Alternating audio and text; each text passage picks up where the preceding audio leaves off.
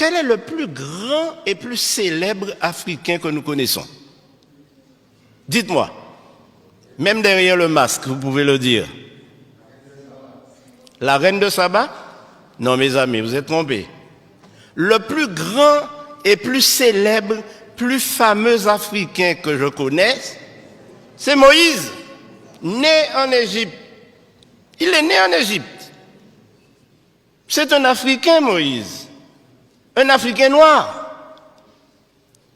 Beaucoup de personnes s'imaginent Moïse à travers le film de Cécile B2000, un vieux blanc à tête blonde, à cheveux blancs et barbe blanche. Non!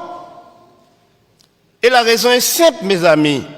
Moïse a été élevé à la cour de Pharaon pour succéder au Pharaon. Or, nous savons aujourd'hui, et le monde scientifique, les historiens, les théologiens savent que les Égyptiens étaient des Noirs et les pharaons étaient noirs.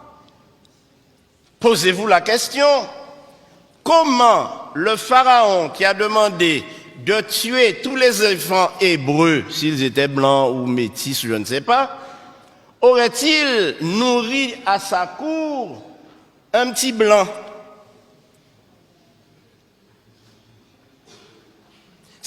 La fille de Pharaon savait qui était Moïse, un fils des Hébreux.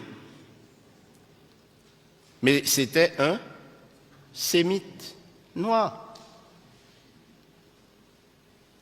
Autrement, il n'aurait pas pu aspirer au trône de Pharaon. Maintenant, si vous voulez une preuve, vous allez la trouver d'ailleurs. Elle n'est pas difficile à trouver. Si vous lisez Exode 2, verset 18, lorsque Moïse s'en va en fuite et qu'il arrive chez Jéthro, qui lui était un Éthiopien, lorsque Séphora retourne chez son papa, plus tôt que prévu, car ses filles allaient puiser de l'eau, et il y avait toujours des bergers qui les dérangeaient, et elles arrivaient toujours très tard. Mais ce jour-là, Jéthro dit, mais qu'est-ce qui se passe? C'est arrivé trop tôt. Quelle est la réponse de Séphora? Un Égyptien nous a sauvés. Il nous a délivrés. Un Égyptien.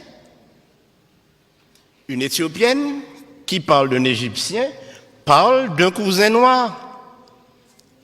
Puisque les Égyptiens étaient noirs, elle n'a pas dit un Hébreu, elle a dit un Égyptien. Elle a pris Moïse pour un Égyptien.